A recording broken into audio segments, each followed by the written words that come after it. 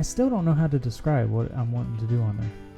Etiquette is what I called it, but I don't know if that even quite fits.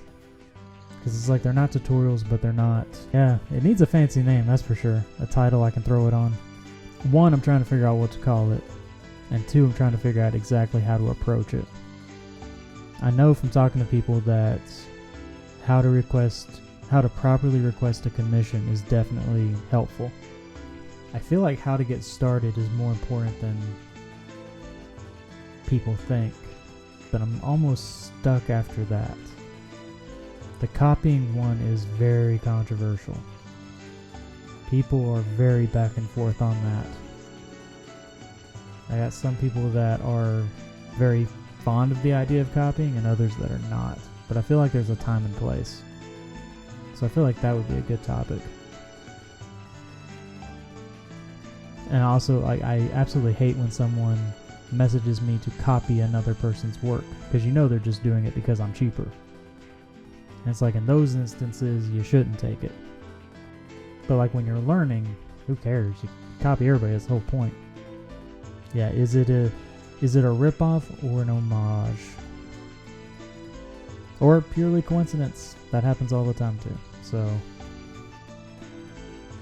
So I guess being as it's a business for me, I take to it less fondly than some people who are just out there making customs. You know, because if you're learning, it's fine. If you're doing it for yourself, it's completely fine. And if you're putting your own twist on it, but you're seeking inspiration from someone else's work, that's fine too. So I feel like the topic is there. I feel like there's a way to do it right. I don't know.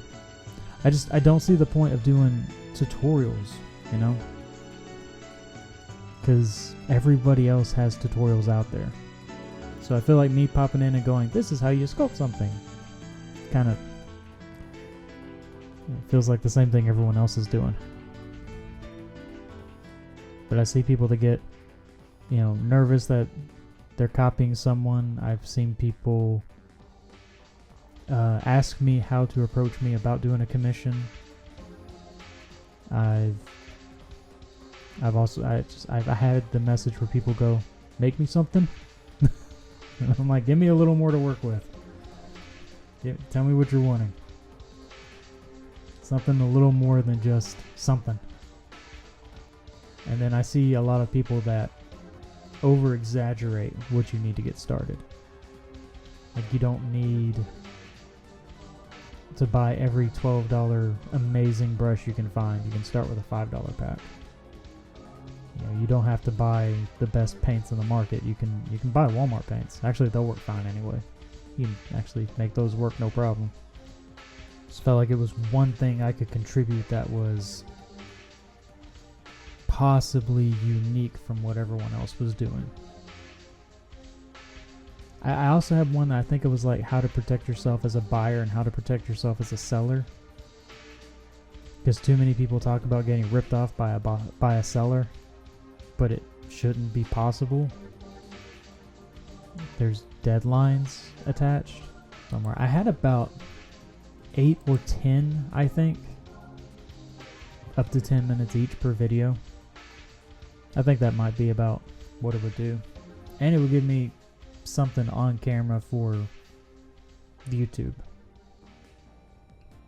Yeah, I just want to contribute something somehow. Since I'm cutting off commissions and then working towards that end date. See, here's the crazy thing. I do make-to-order listings. And I've had people tell me they hate make-to-order listings because they pay for it and then they never get it. They have make-to-order listings, but they don't meet their deadlines. And that's the biggest thing that frustrates me, is people set deadlines, they don't meet these deadlines, but they ask for more time and everyone keeps giving them more time. So if you have a 30-day completion time, there's no reason that 6 to 10 to 12 months later, you haven't still gotten your custom. But people let it go that far. So it's ignorance for the most part, but trusting the artist when he's like, it's gonna take more time. My biggest thing is if your deadline is set, that's what you got to stick to. You know, I actually had a order just recently that I finished late, but I talked to the guy and I said, hey, it's going to be a couple days late. And so we were good. But if I said, hey, it's going to be a little late, and then I didn't have it, well, then he can file for a refund. That's when you should do that.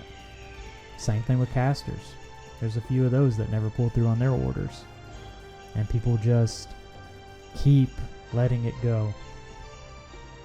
And I hate that. It's like, stop letting it go. I should call it how not to get ripped off. It's just... You probably shouldn't title it Stop Letting Yourself Get Ripped Off. I'll flip a coin. I like both, actually. Because they both make sense.